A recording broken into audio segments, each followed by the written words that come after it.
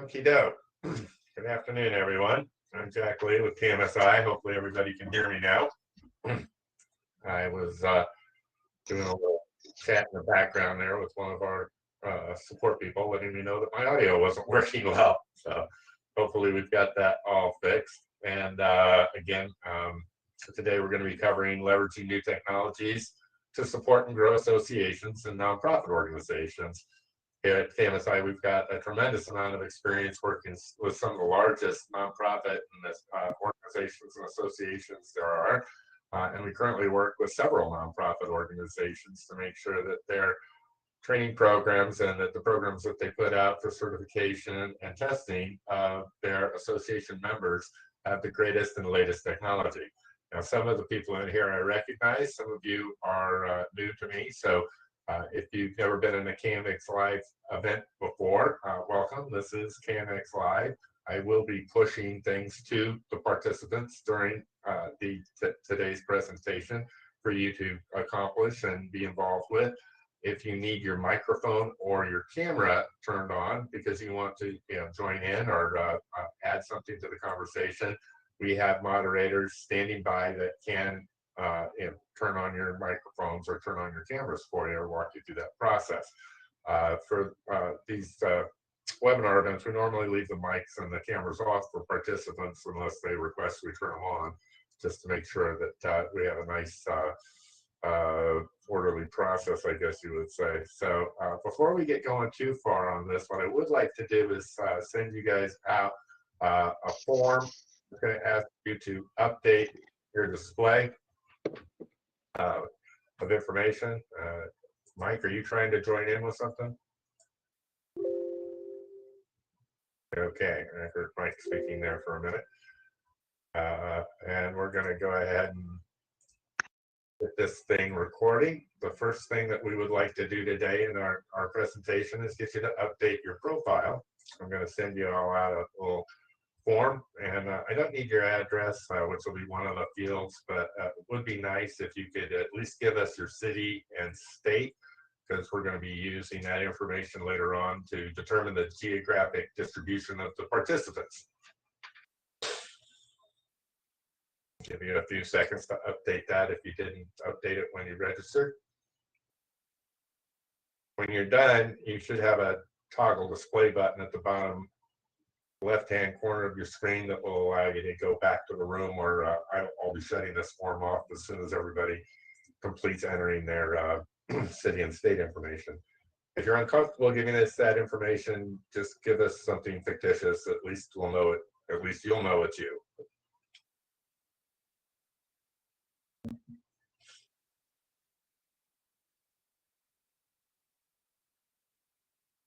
Okay, so thank you for doing that, everyone. I am now going to go ahead and reset that form so that we can get back to the presentation materials, and we'll be doing things like this throughout the presentation. So at least now you're used to using the interface.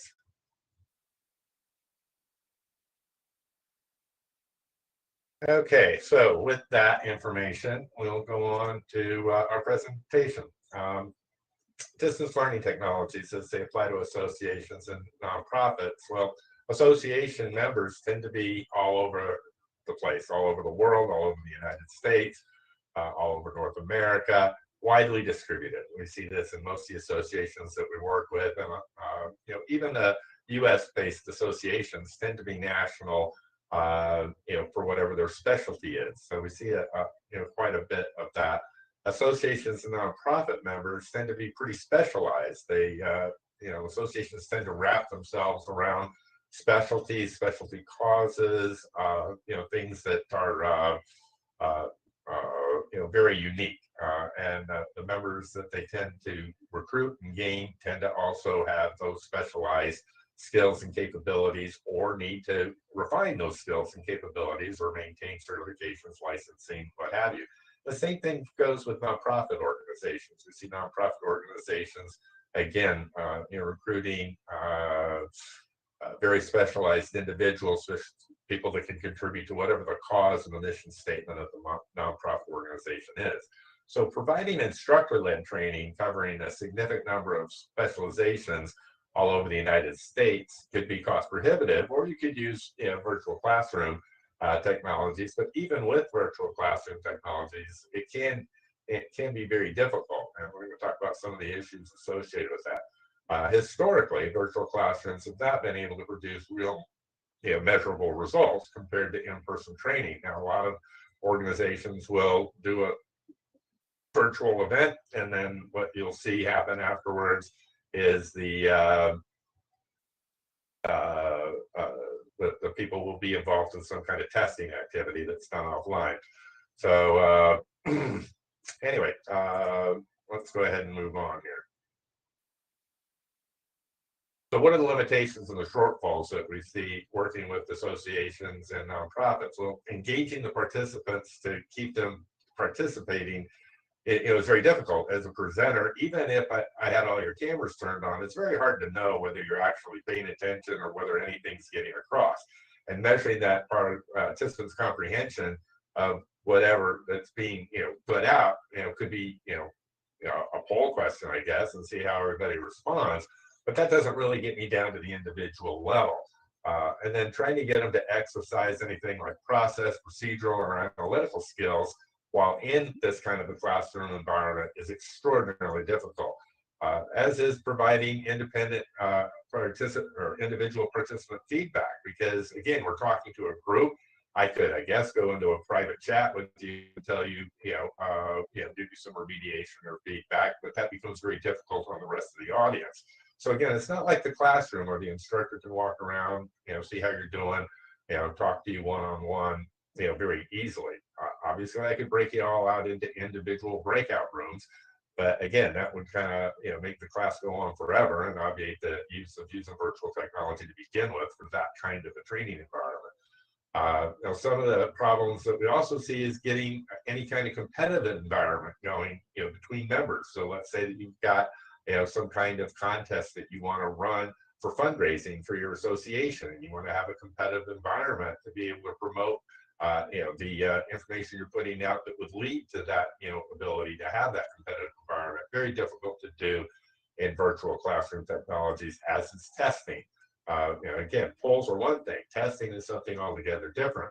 With testing, you figure out how much time the person spent on the question, what their response was, what their response rate is. You can get all kinds of meaningful feedback from an online exam, but those online exams during a virtual classroom activity historically have been very difficult. So again, so is it individual reporting on progress.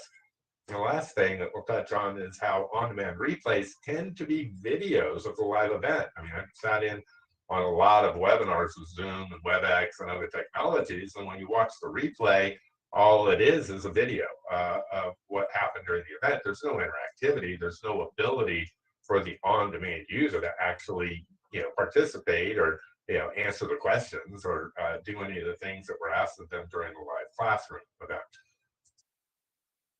So we created KMX Live, which is what you're looking at now, to provide a collaboration and testing technology environment for virtual classrooms. So it's designed to provide measurable training from the ground up. I can push anything to you: interactive content, competitive games, simulations, exams, and we'll do a little bit of that today just so you get the idea how this works. But the real key for me is the moderator, the person that's trying to get the information out to my class, is knowing whether you're paying attention and whether you're getting it. Where are you in the learning curve? Are you actually engaged? Did you fill out the form that I put out there earlier? I know whether you did because I have a dashboard up on my screen where I can see who did and who didn't complete a task. I have a clear view of all the participants' progress, and I can also see where they're doing well and where they're having difficulties. If I see somebody that is halfway through an exam and they've only answered one question right, and that might be an opportunity for me to intercede and try and figure out, okay, well, what's going on with this student? Or maybe they're in a simulation and they just can't seem to get back on track. Again, a moderator having that view of what the participants are actually accomplishing or not accomplishing can be very important. So let's take an example of that real quick. I'm going to go ahead and push out class dashboard map to everybody. And when this thing comes up, this is the data that you just put into our learning management system, KMX, with that form that you filled out, plotted on a map. And so these are all the participants that are in the room right now. And if you can find yourself on the map, you can actually click on yourself and you can figure out, where you're from, what you've accomplished, whether you updated your profile, how much time it took, just by clicking on the little pin that happens to be you, and then drilling down. And then you can also, there's a return button on that if you want. Now, the object of me bringing this map up is to show you that this is live data. This is what's happening right now. And I have access to this data as a moderator, and I can tell when things are being accomplished and not being accomplished. I have a little more detailed view than what we have up here, because I don't want to expose any privacy, I don't want to cause any privacy issues associated with anybody. But as an attendee, now you can see exactly the level of detail and the kind of things that I'm able to do just by looking and drilling down on this dashboard map. And that is Google Maps. That's not some new technology. That's Google Maps. That's integrated with KMX, our virtual classroom and learning management technology, that's putting all those pins on there and providing the links to get back into the data within KMX. It's a pretty unique integration. I don't think I've seen this from any competing vendor. I'm going to go ahead and reset that at this point.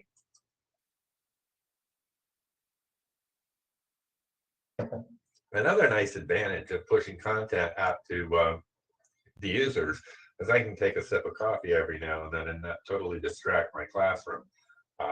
So let's go ahead and move on. So we've got 3 versions of this technology. Today, you're in what we call the KMX Live Virtual Classroom. It's for large-scale training and education events.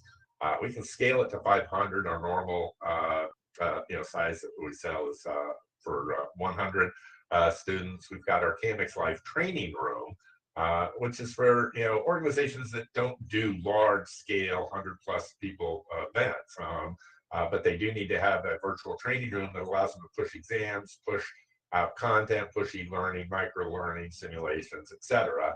And then we've got our final solution, which is our testing room, which is really designed for associations from the ground up. And it's virtual technology for high-stakes certification and licensing programs that a lot of associations need to make sure their members can complete.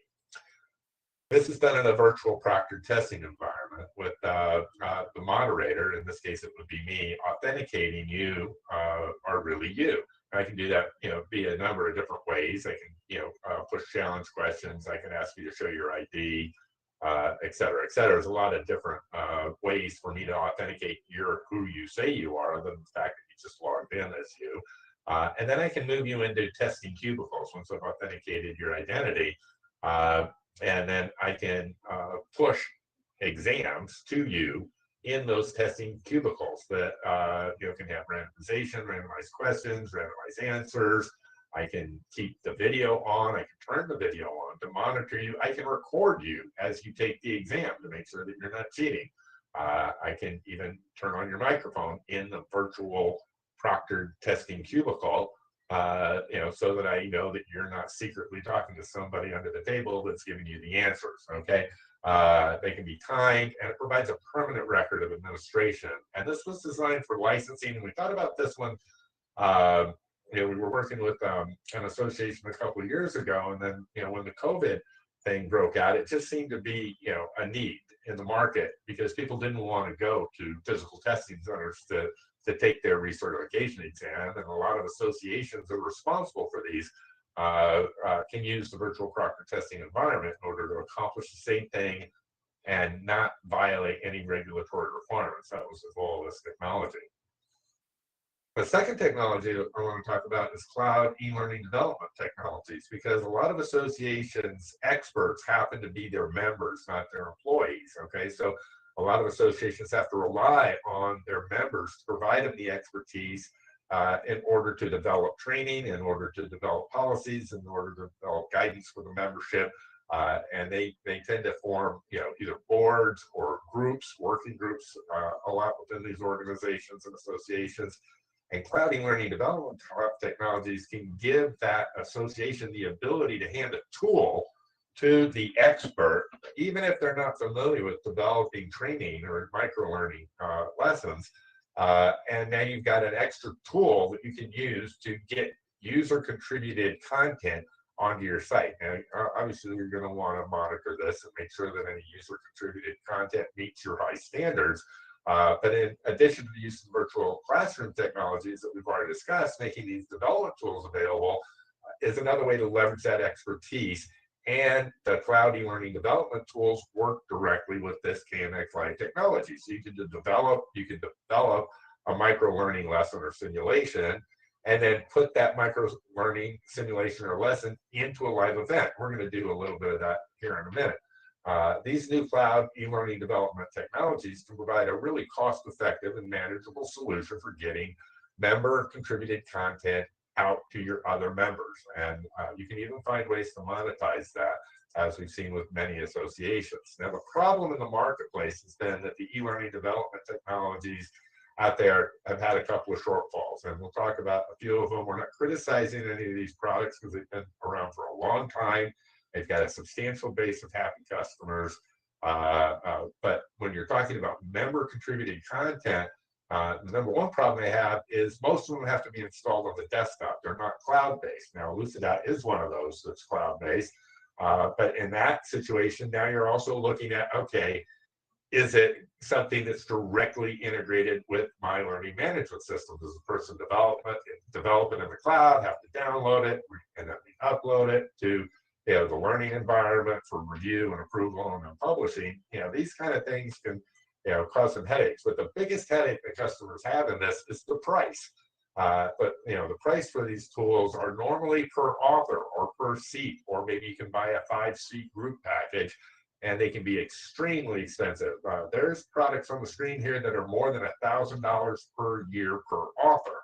And that's pricing when you're talking about trying to get member contribution into your organization. And the other problem that we see out there is the learning curve, because the products evolved over a period of time, and they were based on some previous technology, and we'll talk about that in a second.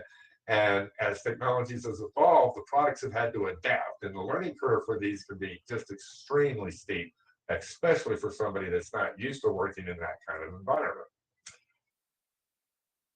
One of the issues that you see with these products is HTML5 compliance. Again, because they evolved from Flash or from AICC standards, or from things that are gone, standards that have been deprecated, technology that no longer exists.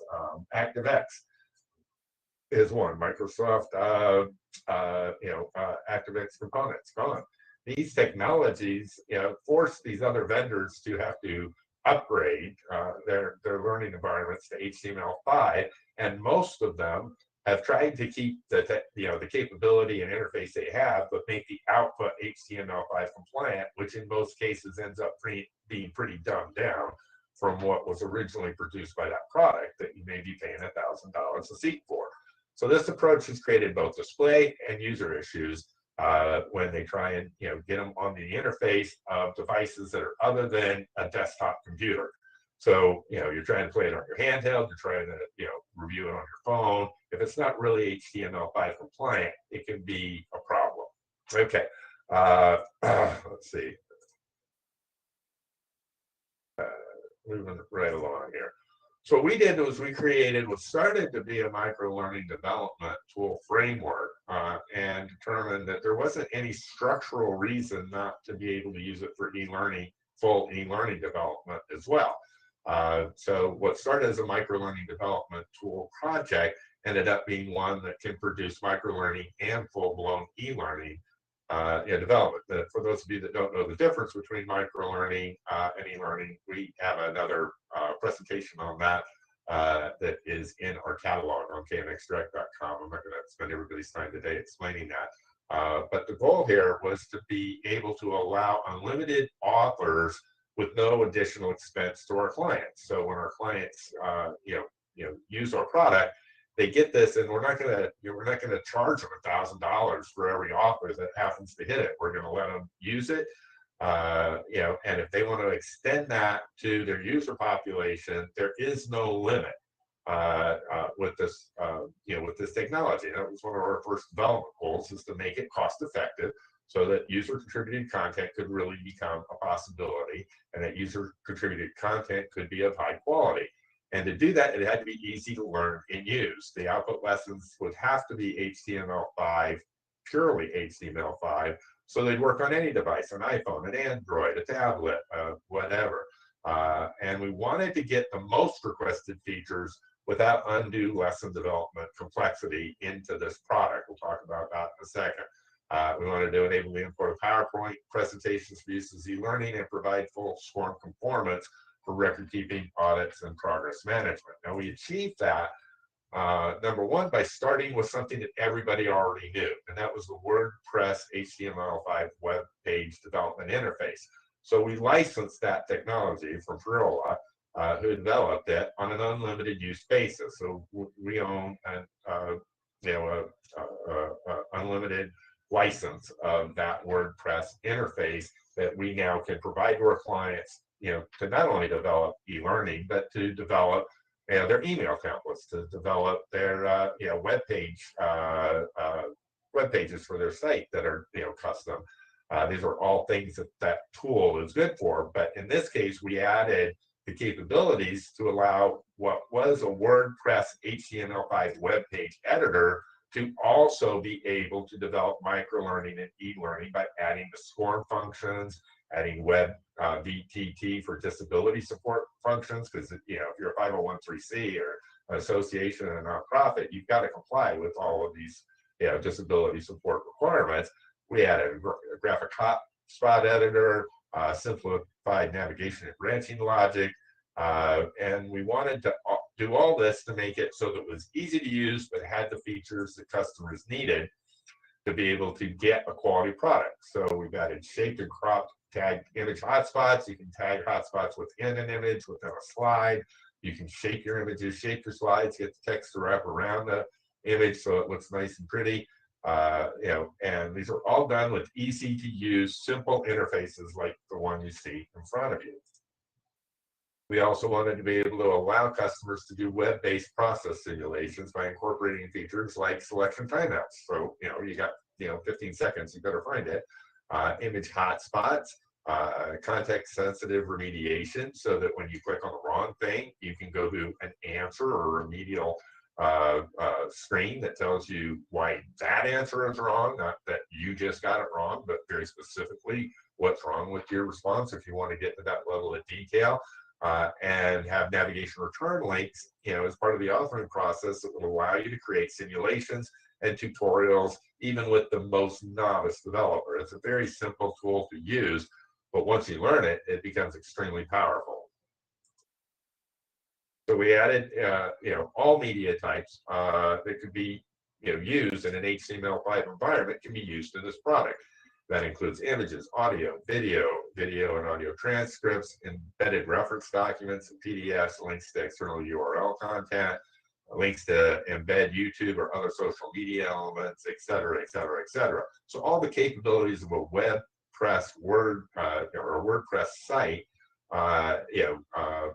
put into an e-learning authoring environment, was the success out of this. And it even allows you to do background images, layered transparent images, gradients, change the colors of your buttons. All those things as you learn the product are there, and they're features. But the goal is to get it out to the field, get people using it so they can contribute content to your organization. And again, it also allows for that Microsoft PowerPoint import. If you'd like to develop a PowerPoint, put it into the editing tool. And now this becomes a reusable learning object. A SCORM conformance SCO, shareable content object, is the output of this product. And that SCO can either be a micro-learning SCO that's taken independently, or it could be a lesson within the construct of a course continuum or certification profile.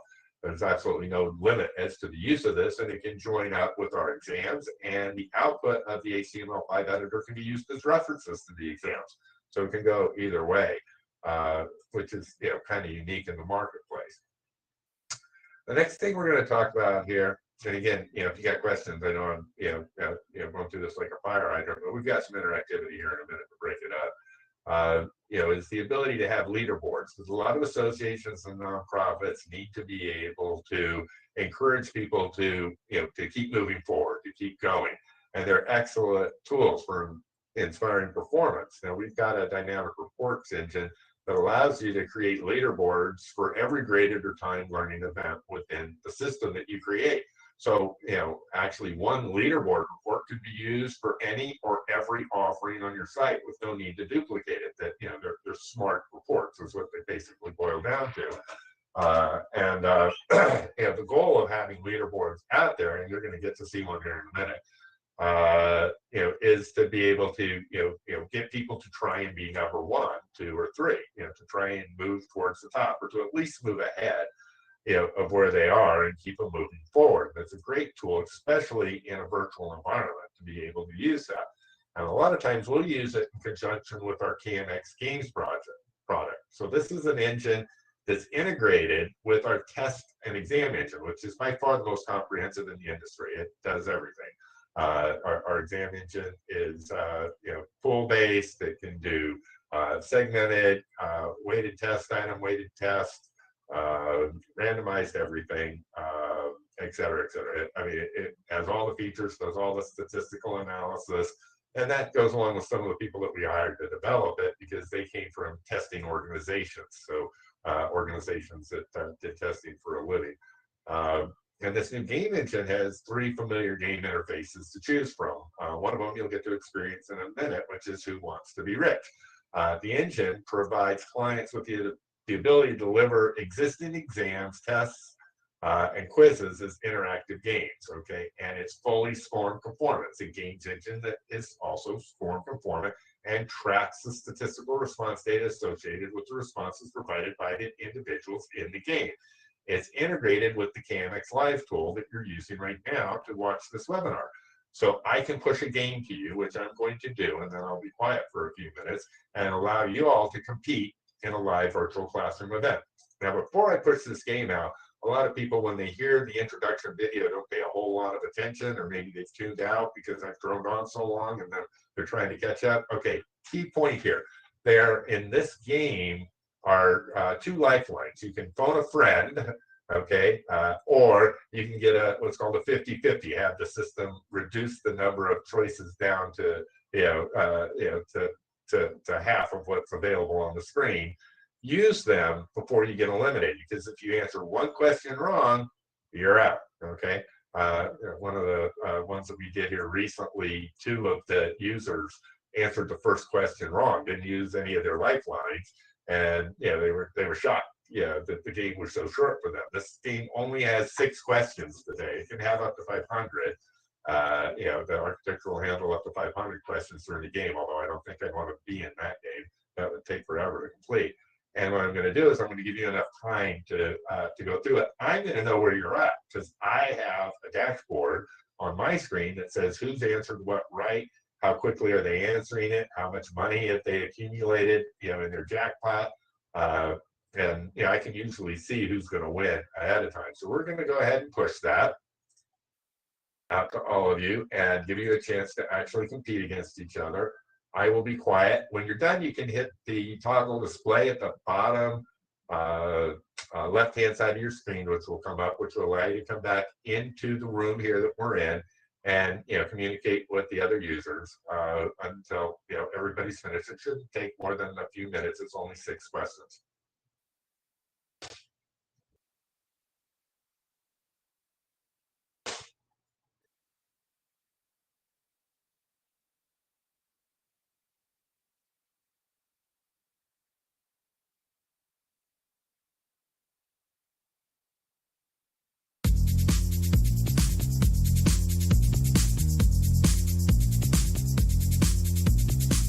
Are you ready to take your chances in the hot seat?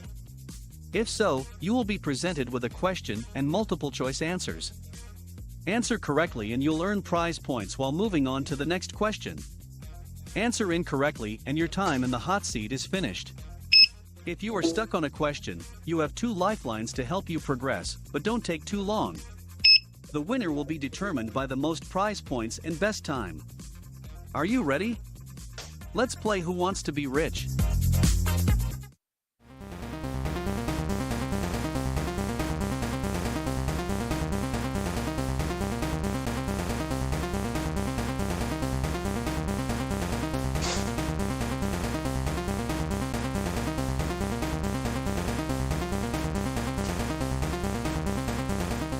Your answer is correct.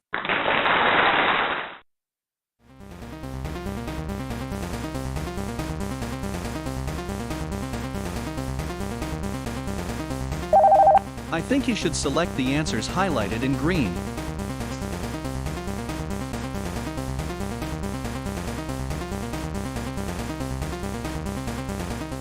Your answer is correct.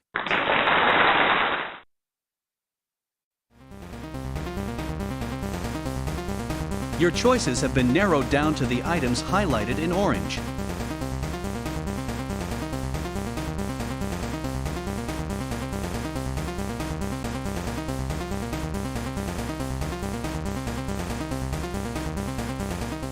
Your answer is correct.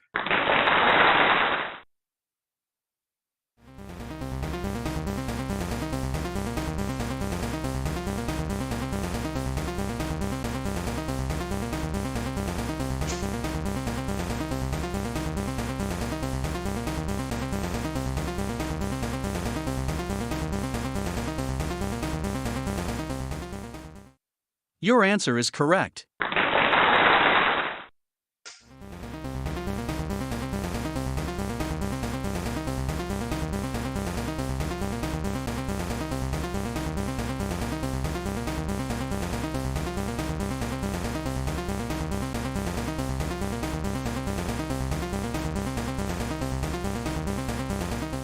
Your answer is incorrect.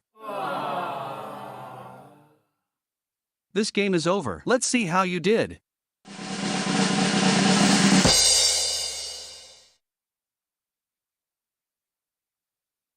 Okay, so we do have a winner.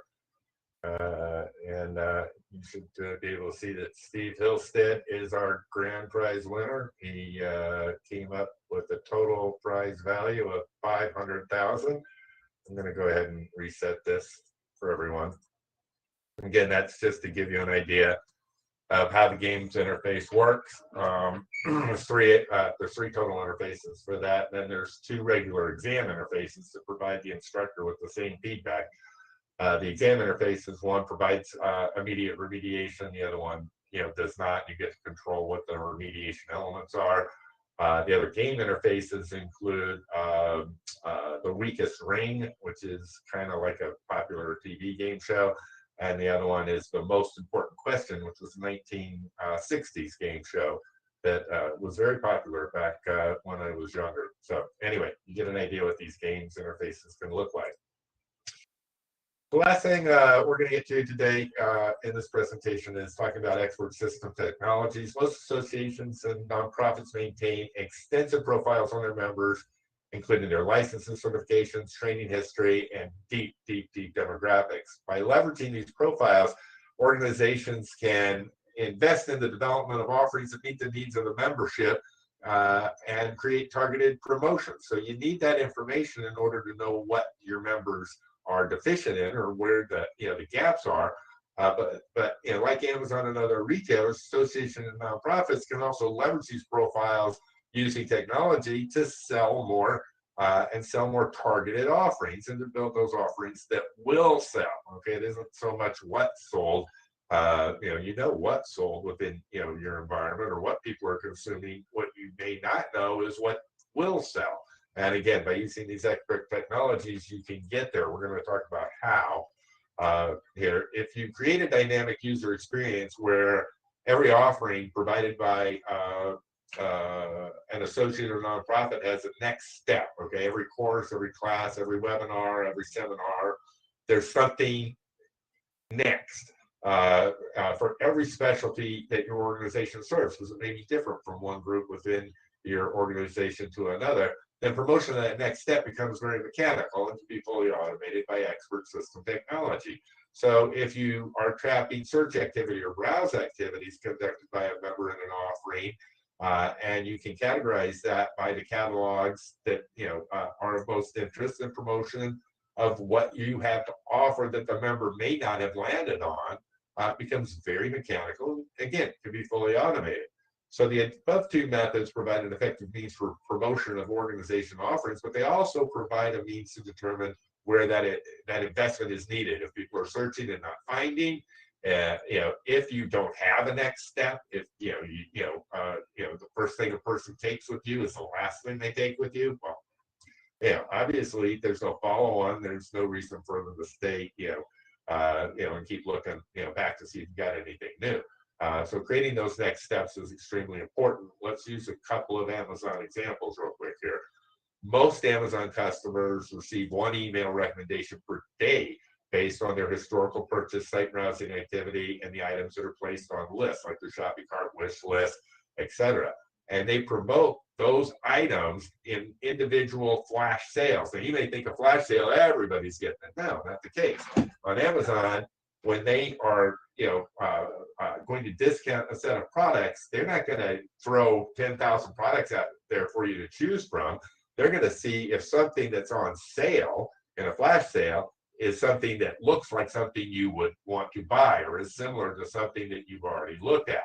And 30% of their sales are concluded because of those two simple promotion methods. So imagine applying that to an association that's trying to maintain and retain its membership, trying to grow a new membership base, trying to get new people excited about the offerings and the services that the association or nonprofit provides, or to qualify their individuals that happen to be in a nonprofit to be more able to support the organization's mission. So unlike Amazon, they're great, but they don't have the data that associations have on their members. Okay, so the association of nonprofits have those opportunities for every program that a member consumes, every question that they answer on a survey, every question that they answer on the exam, every activity that they've done with you. You should have a track record of what the results were. Did they answer the question right? How did they answer the survey question? What was the amount of time between this purchase and the last purchase, et cetera, et cetera, et cetera. You should have a ton of data on your members. For example, if a survey question is provided for every contact with a member that can be used to determine what offerings to position with that member in the future, then your entire process of getting that offering in front of that person becomes automatic, especially as you develop new offerings and you look back to see what people said that they needed. Now you've got the ability to do that. Amazon can't do that. So unlike Amazon, you not only know what the purchase history of the member is, you know how engaged and successful the member was with your offering. Somebody may buy a power tool on Amazon, they're not going to see what they built with it. Associations know what the results of the activities of their members is. And they almost certainly know why the members selected the offering in the first place based on the profiles that they have on each member. Our product, KMX, provides the ability to ascertain and use all of this information via what we call dynamic certifications to promote the right offerings to the members and determine where the gaps exist in the organization's offering selection. So this is going to lead us down the road to social media technologies, where this all kind of ties together at the end. In the US, internet users spend about 2.5 hours per day on social networking sites. It sounds phenomenal to me. I can't even imagine, personally spending 2.5 hours a day, on social networking sites. Even, just can't imagine it.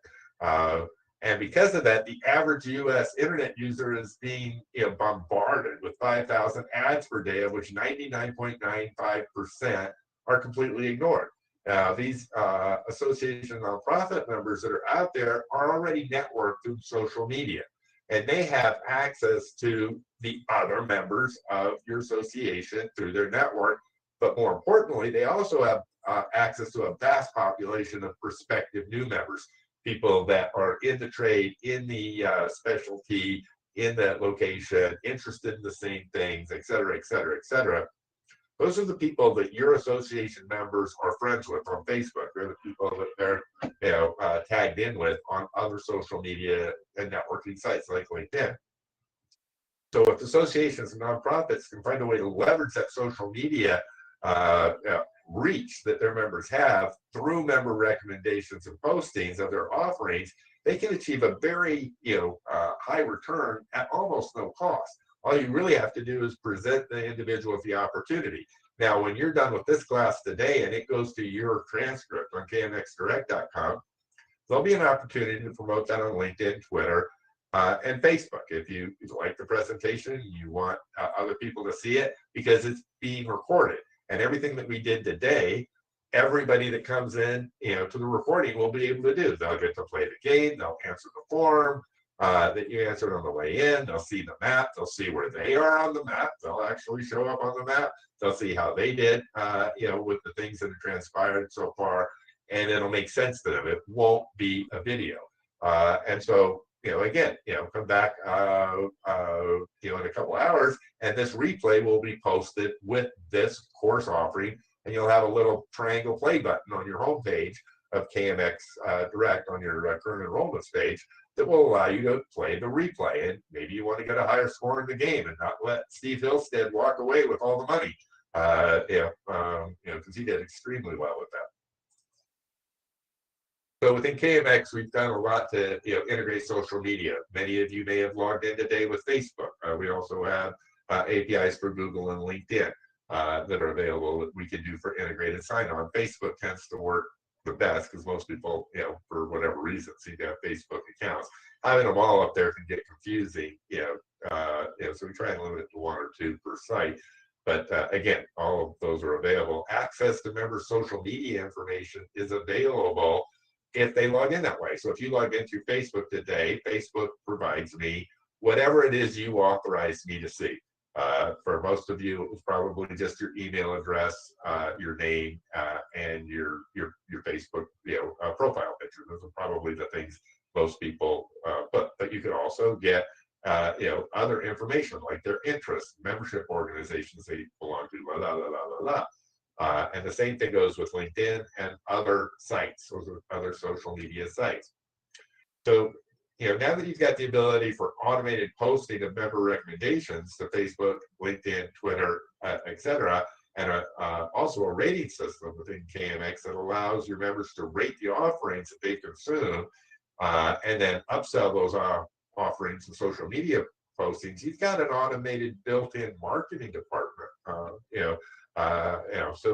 And we're also able to capture the prospective members responding to the recommendations and postings by other members. So we know what the food chain was associated with getting that new member onto KMX Direct or a new member into your association. These are all technologies that are fully mature and that every association should be taking advantage of. I'm sure we're not the only provider that provides this level of social media integration, but when you consider it with KMX Live, with the e-learning, micro-learning, unlimited use authoring tools, the testing technologies, the gaming technologies, leaderboard, et cetera, I think what we're trying to do here is present to you that this is a great opportunity for you to consider moving on with us and our product set.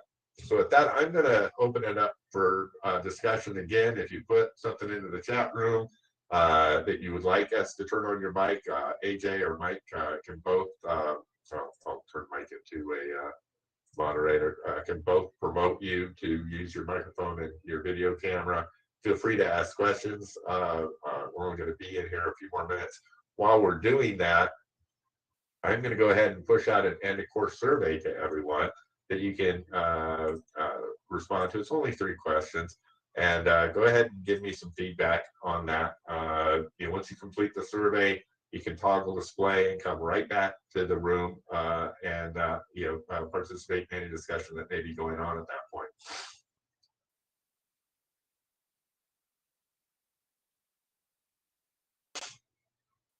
Again, feel free to give us any feedback that you have in question number 3. And then when you're done, you can toggle display, come right back here, ask any questions you may have. and we can move on. And again, this has been recorded today. It will be available for replay probably in about an hour. It'll take KMX about an hour to process the replay with all of the interactivities that have been done.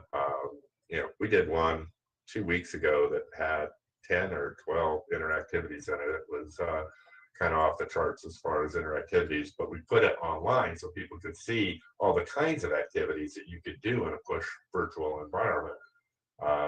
And it's called Creating Immersive E-Learning with Virtual Classroom Technologies. It's, again, available in the catalog on kmxdirect.com, and you can register for it and take it. And you can see that was a fairly big class. That was about 40 people. Nobody got as much money out of the game as Mr. Hills did, though. I think our top winner so far before today was $250,000. So congratulations, Steve.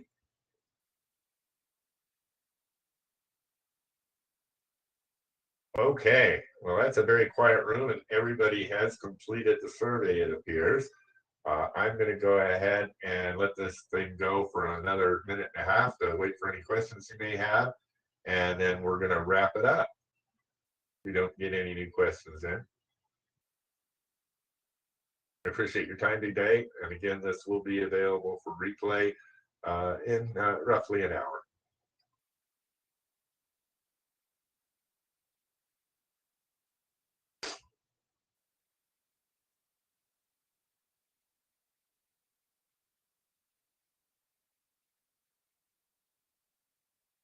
Okay, so in summary, technology advances have provided a myriad of new possibilities that can help your association or nonprofit grow and to keep your members and to find new members. The accessibility and affordability of these technologies have improved to where there's no excuse not to at this point.